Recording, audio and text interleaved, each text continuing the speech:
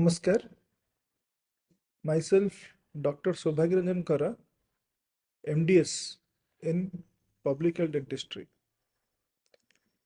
ମୁଁ ଆପଣଙ୍କୁ କିଛିଟା ଟିପ୍ସ ଦେବାକୁ ଚାହୁଁଛି ଦାନ୍ତ ବିଷୟରେ।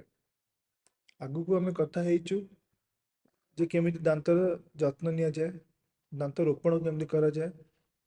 କିନ୍ତୁ ଏଇ ଟକ୍ରେ ମୁଁ ଆପଣଙ୍କୁ ଦାନ୍ତର କେୟାର ବିଷୟରେ କହିବି, ସର୍ଟ ଆଉ କ୍ରିସ୍ପ ୱେରେ।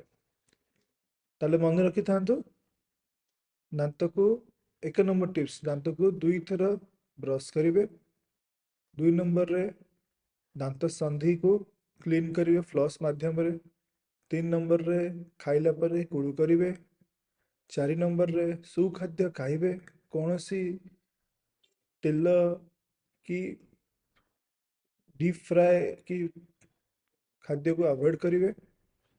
ଆଉ 5 ନମ୍ବରରେ ଯେଉଁଟା ସବୁଠୁ ଗୋଲ୍ଡେନ୍ ପଏଣ୍ଟ, ଆପଣ ନିୟମିତ ଉପାୟରେ ଦାନ୍ତ ଡକ୍ଟରଙ୍କ ପାଖକୁ ଯାଇକି ଚେକଅପ୍ କରନ୍ତୁ।